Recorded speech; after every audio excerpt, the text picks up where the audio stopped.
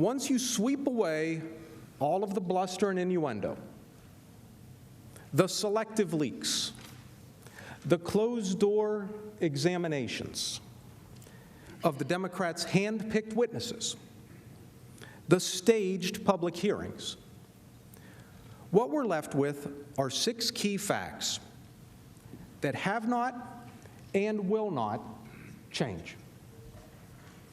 First, the transcript shows that the President did not condition either security assistance or a meeting on anything.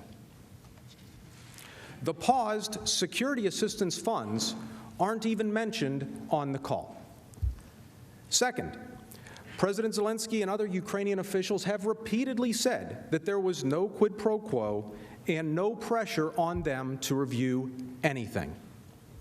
Third, President Zelensky and high-ranking Ukrainian officials did not even know the security assistance was paused until the end of August, over a month after the July 25 call. Fourth, not a single witness testified that the President himself said that there was any connection between any investigations and security assistance, a presidential meeting, or anything else. Fifth, the security assistance flowed on September 11, and a presidential meeting took place on September 25, without the Ukrainian government announcing any investigations. Finally, the Democrats' blind drive to impeach the President does not and cannot change the fact, as attested to by the Democrats' own witnesses, that President Trump has been a better friend and stronger supporter of Ukraine than his predecessor. Those are the facts. We plan to address some of them today and some of them next week. Each one of these 6 facts, standing alone, is enough to sink the Democrats' case. Combined, they establish what we've known since the beginning. The President did absolutely nothing wrong. The Democrats' allegation that the President engaged in a quid pro quo is unfounded and contrary to the facts. The truth is simple, and it's right before our eyes. The President was at all times acting in our national interest and pursuant to his oath of office. But before I dive in and speak further about the facts, let me mention something that my colleagues will discuss in greater detail. The facts that I'm about to discuss today are the Democrats' facts. This is important because the House managers spoke to you for a very long time, over 21 hours, and have repeatedly claimed to you that their case is, and their evidence is overwhelming and uncontested. It's not. I'm going to share a number of facts with you this morning that the House managers didn't share with you during more than 21 hours. I'll ask you, as Mr. Cipollone already mentioned, that when you hear me say something that the House managers didn't present to you, ask yourself, why didn't they tell me that? Is that something I would have liked to have known? Why am I hearing it for the first time from the President's lawyers? It's not because they didn't have enough time, that's for sure. They only showed you a very selective part of the record, their record. And they, remember this, they have the very heavy burden of proof before you. The President is forced to mount a defense in this chamber against a record that the Democrats developed. The record that we have to go on today is based entirely on House Democratic facts pre-cleared in a basement bunker. Not mostly, entirely. Yet even those facts absolutely exonerate the President. Let's start with the transcript. The President did not link security assistance to any investigations on the July 25 call. Let's step back. On July 25, President Trump called President Zelensky. This was their second phone call. Both were congratulatory. On April 21st, President Trump called to congratulate President Zelensky on winning the presidential election. On July 25, the president called because President Zelensky's party had just won a large number of seats in Parliament. On September 24, before Speaker Pelosi had any idea what President Trump and President Zelensky actually said on the July 25 call, she called for an impeachment inquiry into President Trump. In the interest of full transparency and to show that he had done nothing wrong, President Trump took the unprecedented step of declassifying the call transcript so that the American people could see for themselves exactly what the two presidents discussed. So, what did President Trump say to President Zelensky on the July 25 call? President Trump raised two issues. I'm going to be speaking about those two issues a fair amount this morning. They're the two issues that go to the core of how President Trump approaches foreign aid. When it comes to sending U.S. taxpayer money overseas, the president is focused on burden sharing and corruption. First, the president, rightly, had real concerns about whether European and other countries were contributing their fair share to ensuring Ukraine's security. Second, corruption. Since the fall of the Soviet Union, Ukraine has suffered from one of the worst environments for corruption in the world. A parade of witnesses testified in the House about the pervasive corruption in Ukraine and how it is in America's foreign policy and national security interests to help Ukraine combat corruption. Turning to the call, right off the bat, President Trump mentioned burden sharing to President Zelensky. President Trump told President Zelensky that Germany does almost nothing for you, and a lot of European countries are the same way. President Trump specifically mentioned speaking to Angela Merkel of Germany, whom he said talks Ukraine, but she doesn't do anything. President Zelensky agreed. You are absolutely right. He said that he spoke with the leaders of Germany and France and told them that they are not doing quite as much as they need to be doing. So right at the beginning of the call, President Trump was talking about burden sharing. President Trump then turned to corruption in the form of foreign interference in the 2016 presidential election. There is absolutely nothing wrong with asking a foreign leader to help get to the bottom of all forms of foreign interference in an American presidential election. You'll hear more about that later from one of my colleagues. What else did the president say? The president also warned President Zelensky that he appeared to be surrounding himself with some of the same people as his predecessor and suggested that a very fair and very good prosecutor was shut down by some very bad people. Again, one of my colleagues will speak more about that. The content of the July 25 call was in line with the Trump administration's legitimate concerns about corruption and reflected the hope that President Zelensky, who campaigned on a platform of reform, would finally clean up Ukraine. So what did President Trump and President Zelensky discuss in the July 25 call? Two issues: burden sharing, corruption.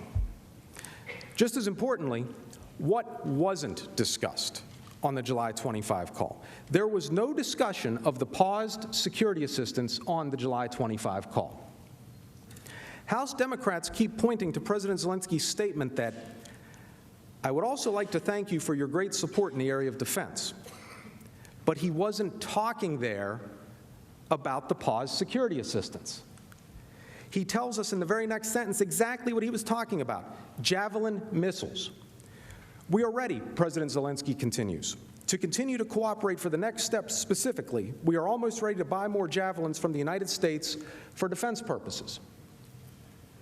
Javelins are the anti-tank missiles only made available to the Ukrainians by President Trump.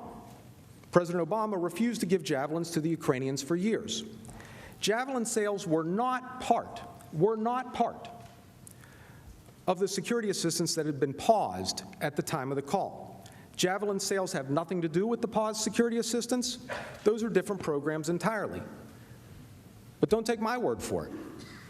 Both former Ambassador to Ukraine Marie Yovanovitch and NSC Senior Director Timothy Morrison confirmed that the Javelin missiles and the security assistance were unrelated. The House managers didn't tell you about Ambassador Yovanovitch's and Tim Morrison's testimony. Why not? They couldn't have taken 2 to 5 minutes out of 21 hours to make sure you understood that the Javelin sales being discussed were not part of the paused security assistance. This puts the following statement by President Trump in a whole new light, doesn't it?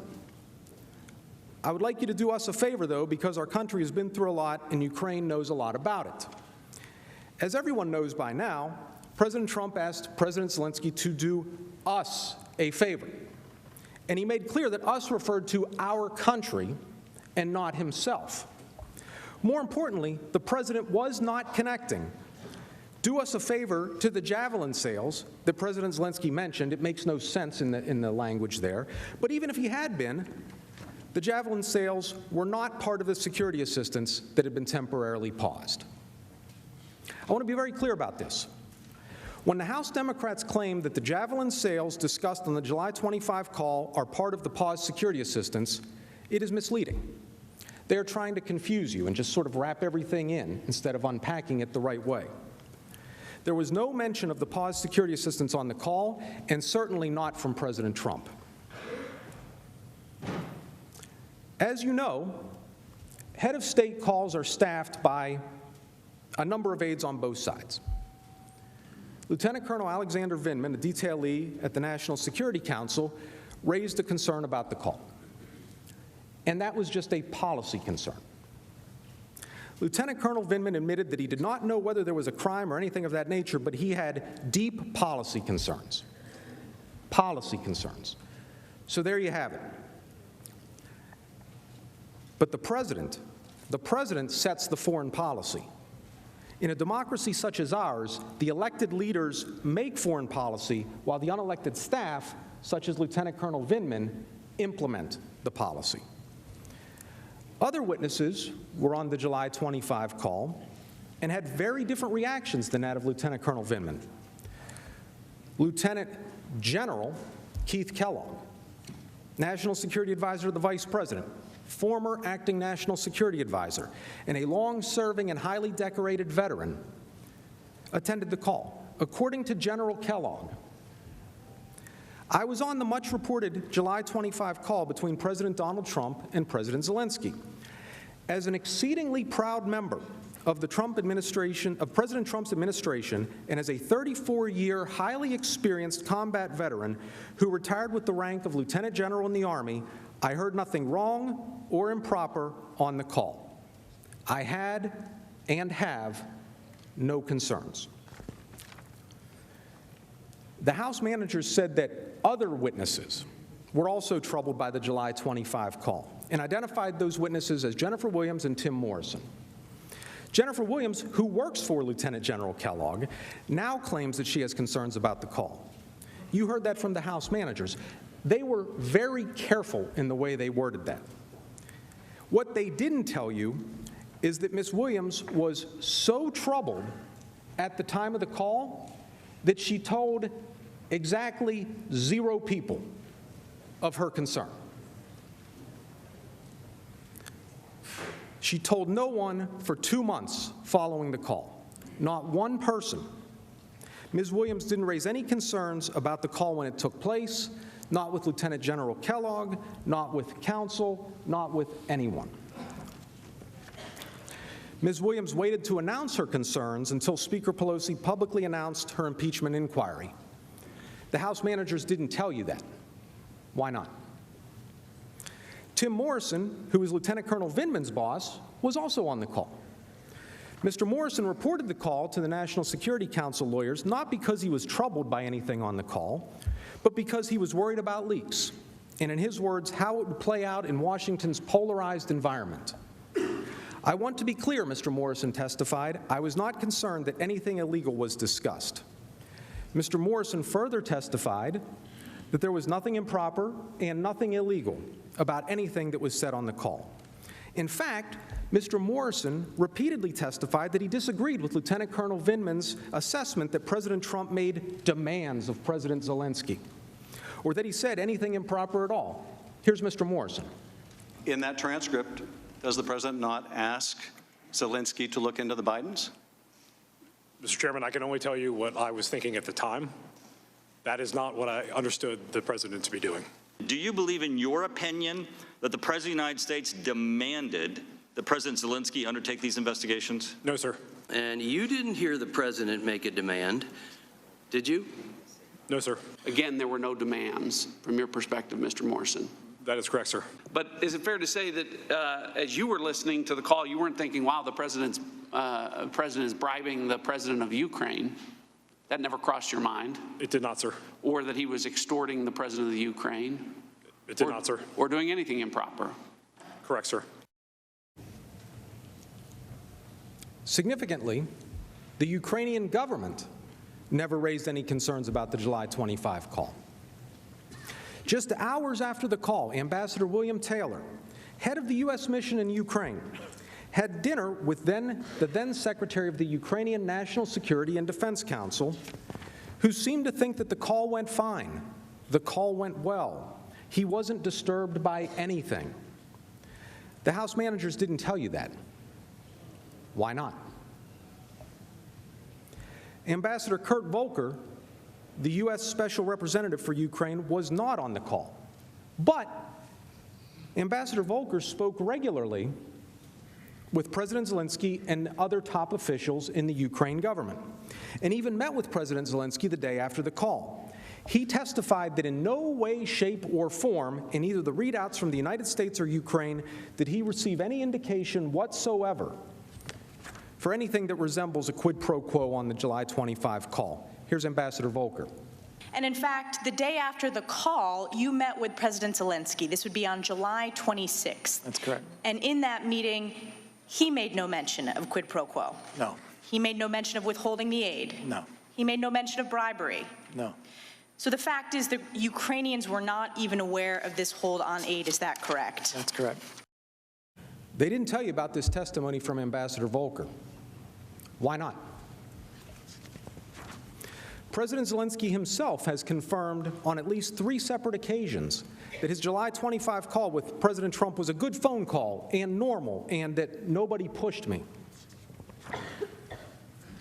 When President Zelensky's advisor, Andrei Yermak, was asked if he had ever felt there was a connection between the U.S. military aid and the request for investigations, he was adamant that we never had that feeling, and we did not have the feeling that this aid was connected to any one specific issue. Of course, the best evidence that there was no pressure or quid pro quo is the statements of the Ukrainians themselves. The fact that President Zelensky himself felt no pressure on the call and did not perceive there to be any connection between security assistance and investigations would, in any ordinary case, in any court, be totally fatal to the prosecution. The judge would throw it out, the case would be over. What more do you need to know? The House team knows that. They know the record inside out, upside down, left and right. So what do? How do they try to overcome the direct words from President Zelensky and his administration that they felt no pressure? They tell you that the Ukrainians must have felt pressure, regardless of what they've said. They try to overcome the devastating evidence against them by apparently claiming to be mind readers. They know what's in President Zelensky's mind better than President Zelensky does. President Zelensky said he felt no pressure. The House managers tell you they know better. And this is really a theme of the House case. I want you to remember this. Every time the Democrats say that President Trump made demands or issued a quid pro quo to President Zelensky on the July 25 call, they are saying that President Zelensky and his top advisors are being untruthful. And they acknowledge that's what they're saying. They've said it over the past few days. Tell me how that helps. Tell me how that helps U.S. foreign policy and national security to say that about our friends.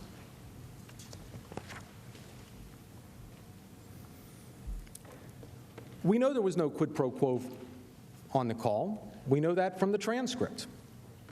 But the call is not the only evidence showing that there was no quid pro quo. There couldn't possibly have been a quid pro quo because the Ukrainians did not even know that the security assistance was on hold until it was reported in the media by Politico at the end of August, more than a month after the July 25 call. Think about this. The Democrats accused the president of leveraging security assistance to supposedly force President Zelensky to announce investigations. But how can that possibly be when the Ukrainians were not even aware that the security assistance was paused? There can't be a threat without the person knowing he's being threatened. There can't be a quid pro quo without the quo. Ambassador Volker testified that the Ukrainians did not know about the hold until reading about it in Politico. Ambassador Taylor and Tim Morrison both agreed. Deputy Assistant Secretary of State George Kent testified that no Ukrainian official contacted him about the paused security assistance until that first intense week in September. Let's hear from the four of them. I believe the Ukrainians became aware of the hold on August 29th and not before. That date is the first time any of them asked me about the hold by forwarding an article that had been published in Politico. It was only after August 29th, when the Politico article came out, that I got calls from several of the Ukrainian officials. You mentioned the August 28th Politico article. Was that the first time that you believe the Ukrainians may have had a real sense that the aid was on hold? Yes. Mr. Kent, had you had any Ukrainian official contacting you concerned about, when was the first time a Ukrainian official contacted you concerned about potential withholding of U.S. aid? It was after the article in Politico came out in that first intense week of September. That it wasn't until the Politico article that... That's correct. I received a text message from one of my Ukrainian counterparts on August 29th forwarding that article, and that's the first they raised it with me. The House managers didn't show you this testimony from any of these four witnesses. Why not? Why didn't they give you the context of this testimony? And think about this as well. If the Ukrainians had been aware of the review on security assistance, they of course would have said something. There were numerous high-level diplomatic meetings between senior Ukrainian and U.S. officials during the summer, after the review on the security assistance began, but before President Zelensky learned of the hold through the Politico article. If the Ukrainians had known about the hold, they would have raised it in one of those meetings. Yet the Ukrainians didn't say anything about the hold at a single one of those meetings. Not on July 9, not on July 10, not on July 25, not on July 26, not on August 27. At none of those meetings, did the Ukrainians mention the pause on security assistance. Ambassador Volker testified that he was regularly in touch with the senior, highest-level officials in the Ukrainian government. And Ukrainian officials would confide things and would have asked if they had any questions about the aid. Nobody said a word to Ambassador Volker until the end of August. Then, within hours of the Politico article being published, Mr. Yermak texted Ambassador Volker with a link to the article and to ask about the report. In other words, as soon as the Ukrainians learned about the hold, they asked about it. Now, Mr. Schiff said something during the 21 hours or more than 21 hours that he and his team spoke that I actually agree with, which is when he talked about common sense. Many of us at the tables and in the room are former prosecutors at the state, federal, or military level. Prosecutors talk a lot about common sense. Common sense comes into play right here. The top Ukrainian officials said nothing at all to their U.S. counterparts during all of these meetings about the pause on security assistance. But then, boom, soon as the Politico article comes out, suddenly, in that first intense week of September, in George Kent's words, security assistance was all they wanted to talk about. What must we conclude if we're using our common sense?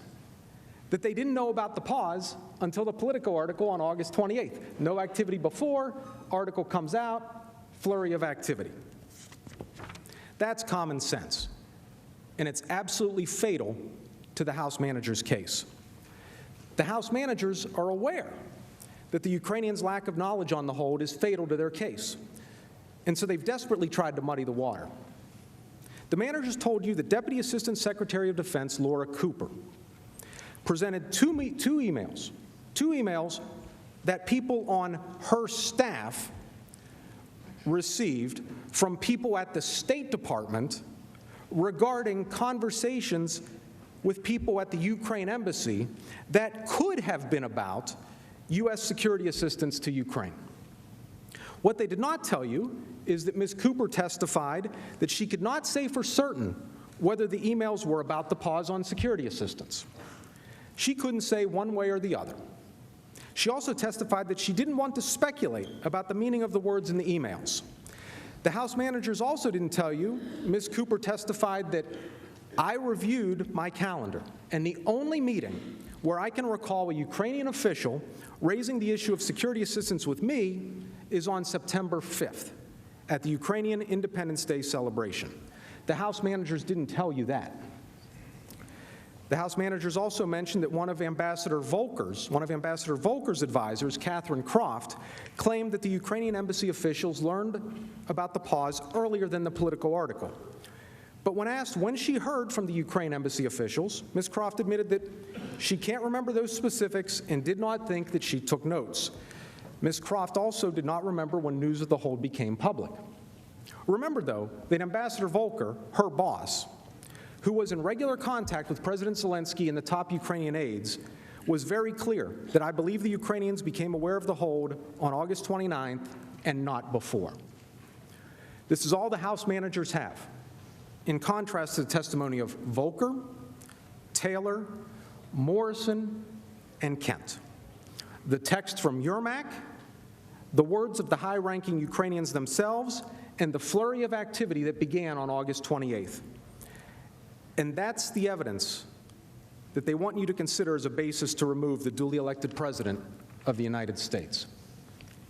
The bottom line is it is not possible for the brief security assistance review to have been used as leverage when President Zelensky and other top Ukrainian officials did not know about it. That's what you need to know. That's what the House managers didn't tell you. The House managers know how important this issue is. When we briefly mentioned it a few days ago, they told us we needed to check our facts. We did.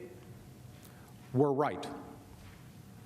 President Zelensky and his top aides did not know about the pause on security assistance at the time of the July 25 call and did not know about it until August 28 when the Politico article was published.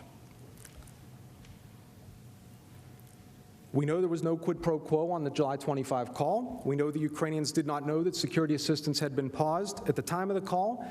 There is simply no evidence anywhere that President Trump ever linked security assistance to any investigations. Most of the Democrats' witnesses have never spoken to the president at all, let alone about Ukraine security assistance. The two people in the House record who asked President Trump about whether there was any linkage between security assistance and investigations were told in no uncertain terms that there's no connection between the two. When Ambassador to the European Union Gordon Sondland asked the president in approximately the September 9 timeframe, the president told him, I want nothing, I want nothing, I want no quid pro quo. Even earlier, on August 31, Senator Ron Johnson asked the president if there was any connection between security assistance and investigations. The president answered, no way. I would never do that. Who told you that? Two witnesses, Ambassador Taylor and Tim Morrison, said they came to believe security assistance was linked to investigations. But both witnesses based this belief entirely on what they heard from Ambassador Sondland before Ambassador Sondland spoke to the president. Neither Taylor nor Morrison ever spoke to the president about the matter. How did Ambassador Sondland come to believe that there was any connection between security assistance and investigations? Again, the House managers didn't tell you. Why not? In his public testimony, Ambassador Sondland used variations of the words assume, presume, guess, speculate, and belief over 30 times. Here are some examples. That was my presumption, my personal presumption. That was my belief. That was my presumption, yeah. Is that said right? I presume that might have to be done in order to get the aid released. It was a presumption. I've been very clear as to when I was presuming, and I was presuming on the aid. It would be pure, guesswork on my part, speculation. I don't know. That was the problem, Mr. Goldman. No one told me directly that the aid was tied to anything. I was presuming it was. Didn't show you any of this testimony, not once during their 21-hour presentation.